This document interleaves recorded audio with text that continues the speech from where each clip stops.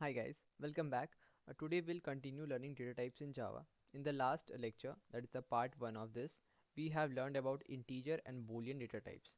Now we'll continue this and today we'll learn about double, float, string and character data types. Okay, so let's begin this lecture.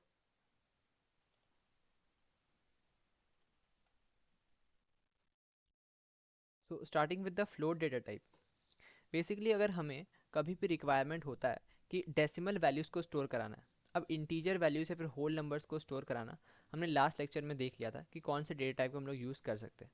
अब अगर कभी हमें ज़रूरत पड़ता है कि हमें डेसिमल वैल्यूज़ को स्टोर करवाना हो, तो उसके लिए जो वेरिएबल है उसको पहले फ्लोट डेटा टाइप से डिक्लेयर करना पड़ता है, तभी हम उसके अंदर डेसिमल वैल्यूज़ को स्टोर कर सकते हैं। ठीक है, तो ये जो फ्लोट डेटा टाइप है ये किसके लिए यूज़ होता है? This is use to store decimal digits. Okay, अच्छा, तो अब ये करेंगे कैसे हम लोग? तो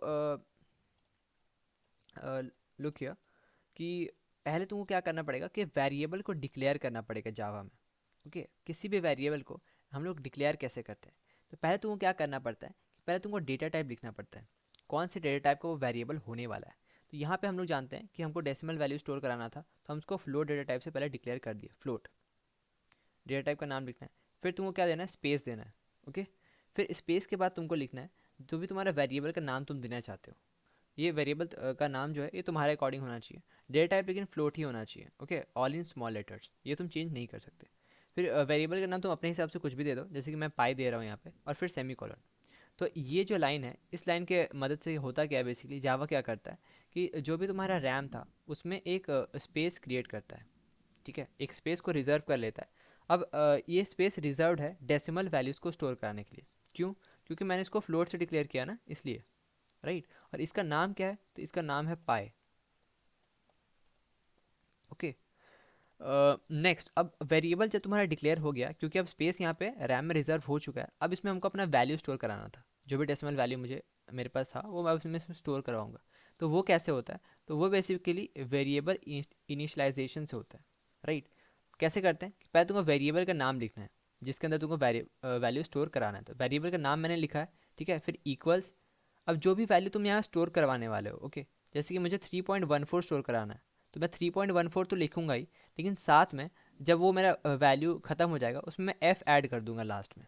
ठीक है, जैसे कि अगर 3.15 होता तो 3.15 एफ़ हो जाता। अब ये एफ़ क्यों ऐड करते हैं? ये एफ़ स्टोर नहीं होता है, ये बात दिमाग में रखना। ये जो 3.14 है पहले वाला, यही स्टोर होगा। यहाँ पर देखो, ये 3.14 ही स्टोर होता है। ये एफ़ बस इसीलिए ऐड करते हैं टू रिप्रेजेंट कि एक फ्लोटिंग टाइप का वैल्यू है। Okay, so I hope this is clear. Next हम लोग देखते हैं कि एक और एग्जांपल लेते हैं कि जैसे फॉर एग्जांपल हमको टेम्परेचर स्टोर करवाना था। ओके, टेम्परेचर स्टोर कराने के लिए मैंने क्या लिखा कि पहले तो मैंने लिखा है यहाँ पे फ्लोट। फ्लोट यहाँ पे क्या रिप्रेजेंट कर रहा है? फ्लोट रिप्रेजेंट कर रहा है कि किस टाइप का डेटा टाइप है।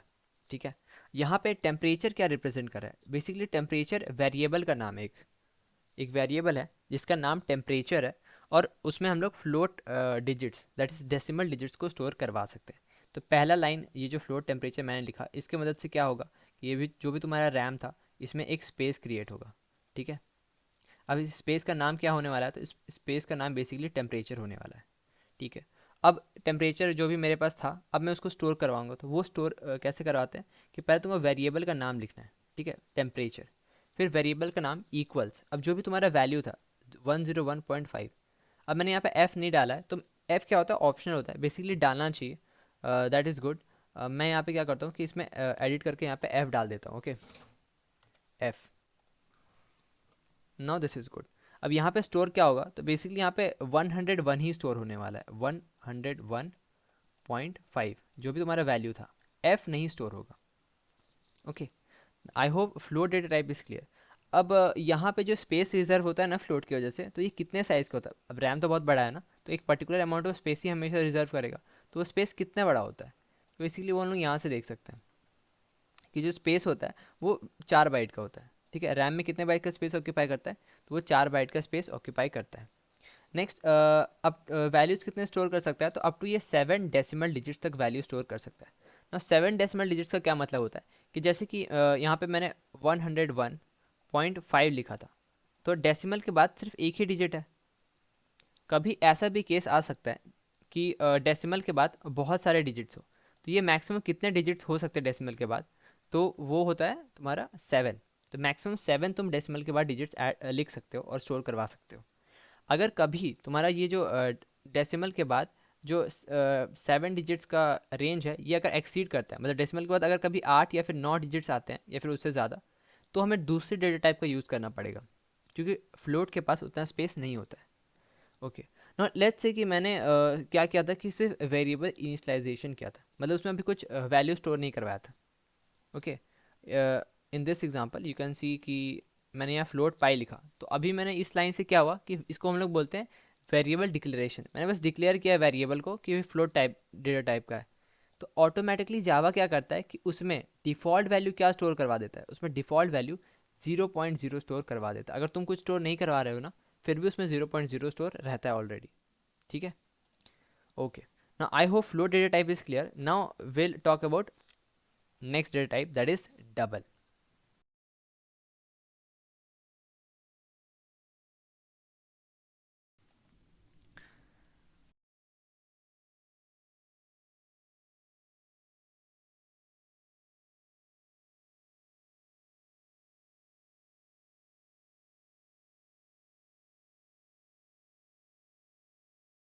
Okay, so next is double data type. तो बेसिकली डबल डेटा टाइप भी क्या किसके लिए यूज़ होता है कि अगर हमें कभी भी डेसिमल वैल्यूज़ को स्टोर कराना है तो डबल डेटा टाइप का यूज़ कर सकते हैं।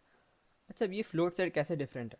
तो फ्लोट से ये ऐसे डिफरेंट है कि ये ज़्यादा प्रिसीजन के लिए यूज़ होता है। जैसे कि फ्लोट में हम लोग डेसिमल के बाद कितने डिजिट्स का यूज़ करते थे, तो 7।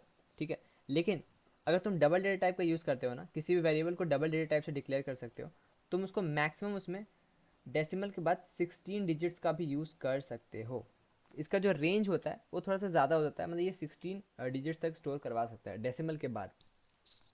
ओके, तो क्योंकि ये ज़्यादा प्रिसीजन दे रहा है, तो इसका साइज़ भी क्या होता है कि ये 8 बाइट का साइज़ ऑक्यूपाई करता है रैम में, साइज़ भी थोड़ा ज़्यादा ऑक्यूपाई करेगा। और डिफ़ॉल्ट इसमें भी वैल्यू 0.0 ही होता है। सिंटैक्स क्या होता है, तो बेसिकली तुमको पहले क्या करना होता है कि डेटा टाइप का नाम लिखना होता है, दैट इज़ डबल। ठीक है, डेटा टाइप का नाम लिखने के बाद फिर तुमको ये वेरिएबल का नाम है, राइट, डबल वैर, तो ये तुम्हारे अकॉर्डिंग वैरी कर सकता है। ठीक है, जो भी तुमको वेरिएबल का नाम लिखना है तुम फिर लिखो और फिर सेमी कॉलन यहाँ पे दे दो। तो इससे क्या होगा कि वेरिएबल तुम्हारा डिक्लेयर हो जाएगा कि एक डबल डेटा टाइप या फिर डेसिमल वैल्यू स्टोर कर सकता है up to 16 decimal digits. Okay, so let's take one more example. जैसे कि यहाँ पे तुम क्या कर रहे हो कि डबल ह्यूमिडिटी है, जैसे कि ये आज का ह्यूमिडिटी स्टोर करने वाला है, तो ये ह्यूमिडिटी यहाँ पे क्या रिप्रेजेंट कर रहा है, ये बेसिकली वेरिएबल का नाम रिप्रेजेंट करता है। यहाँ पे डबल क्या रिप्रेजेंट कर रहा है, तो डबल डेटा टाइप रिप्रेजेंट कर रहा है, मतलब कौन से टाइप ऑफ डेटा ह्यूमिडिटी वाले वेरिएबल में स्टोर होने वाला है। तो बेसिकली डेसिमल डिजिट्स तुम स्टोर करवा सकते हो, और पॉइंट के बाद या फिर डेसिमल के बाद कितने मैक्सिमम डिजिट्स हो सकते हैं, तो वो 16 हो सकते हैं। ओके, ओके, सो ज़्यादातर हम लोग क्या करेंगे, फ्लोट का यूज़ नहीं करेंगे। जब कभी भी हमें अगर डेसिमल वैल्यूज़ को स्टोर करवाना हो, तो हम लोग डिफ़ॉल्ट क्या होता है, डबल ही यूज़ करना होता है। Okay, so I hope double data type clear हो चुका है।